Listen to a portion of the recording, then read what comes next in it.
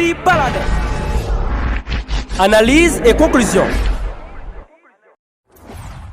Nous pensons à toute femme qui pas qu'à aller dans l'activité dans Sarayo, vendre pâté cordé, aller dans le travail dans la factory. Nous voulons dire que souffrance yo pas acceptable. Nous saluons toute femme.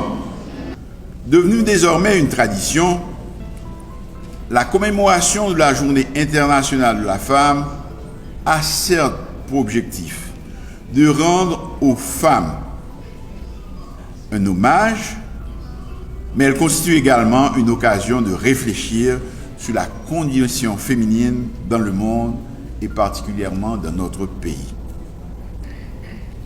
Honorables invités, mesdames, messieurs, les femmes constituent aujourd'hui un maillon incontournable de toute approche du développement durable des nations du monde. Aujourd'hui plus qu'hier, ce sont les femmes qui donnent la vie, l'entretiennent à divers niveaux et contribuent largement par leur sacrifice quotidien au bien-être de toute la société. La femme, c'est la vie. Elle constitue le premier berceau de la vie. Et pourtant, les conditions de vie des femmes demeurent encore bien précaires. À l'instar de la pauvreté, qui demeure un défi, notamment pour les pays en voie de développement. Ainsi, il en ressort des différents hommages, des différentes conventions tenues année après année par des organisations mondiales qui s'occupent de la question de genre. Généralement, les femmes aux côtés des enfants sont les premières cibles des crises sociétales, étant la majeure partie des fois victimes de la privation de certains droits qui constituent autant d'atteintes à leur dignité qu'à leurs droits fondamentaux. C'est pourquoi célébrer la femme officiellement, une fois l'an, ne me semble pas suffisant. Mais le faire cependant, avec reconnaissance et éclat, est sans conteste très louable et méritoire. Aussi, voudrais-je, au nom de mon gouvernement, rendre un hommage appuyé à toutes les femmes haïtiennes et à toutes les femmes du monde et leur exprimer notre admiration sincère ainsi que notre profonde gratitude. En outre, avec conviction, je souhaite que nous tous, hommes haïtiens, reconnaissions encore plus les mérites des femmes en leur accordant la place qui est la leur. Refusons qu'on les confine uniquement dans des tâches subsidiaires ou accessoires.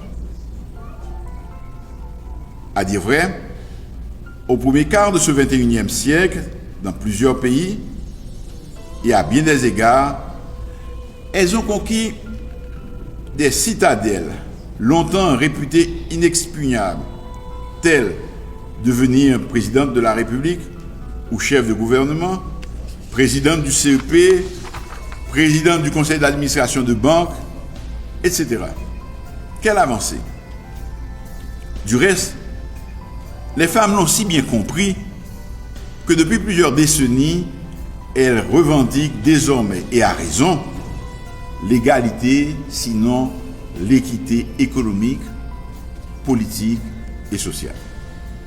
Néanmoins, il reste beaucoup à faire, de sorte que cette égalité, dans les faits, ne concerne plus la seule élite, mais qu'elle se généralise à toutes les femmes.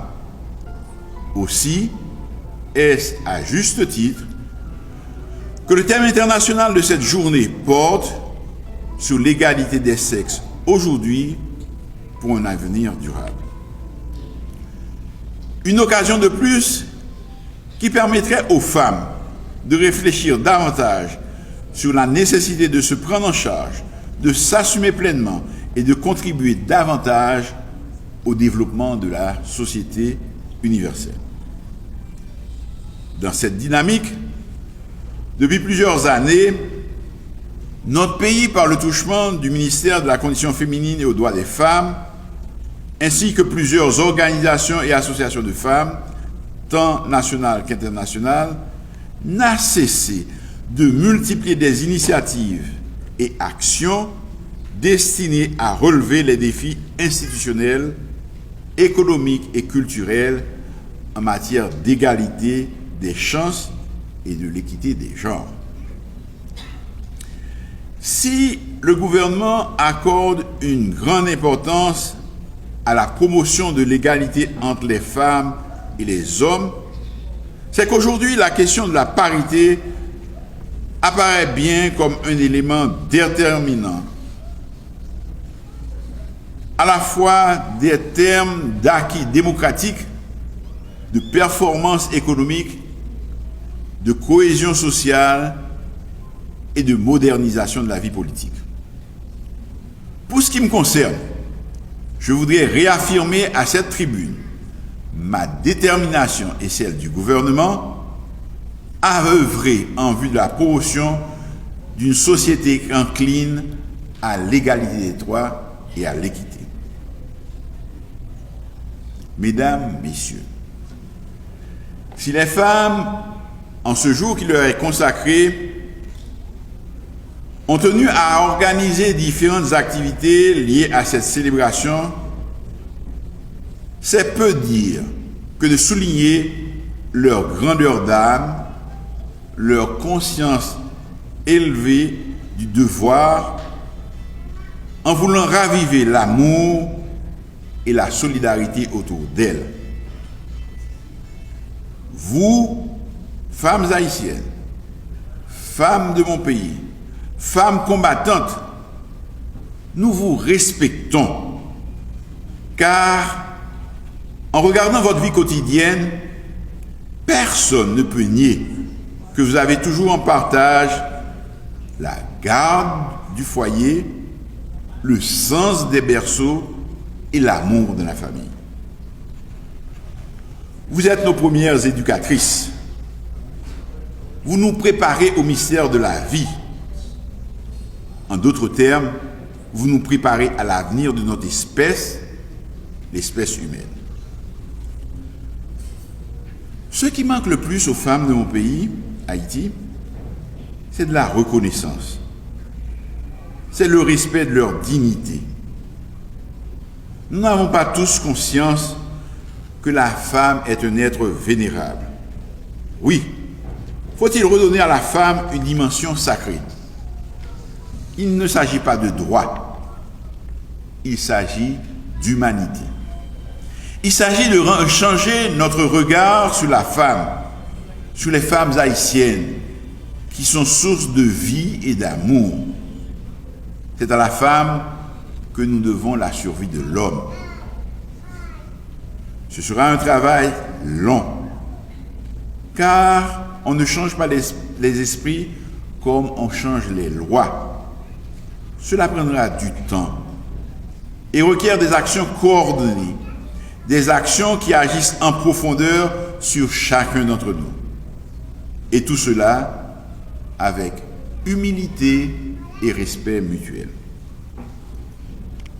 Mesdames, Messieurs,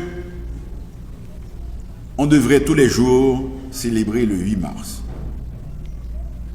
Je voudrais saisir également cette occasion pour remercier les différentes organisations de femmes qui supportent les actions des femmes en Haïti.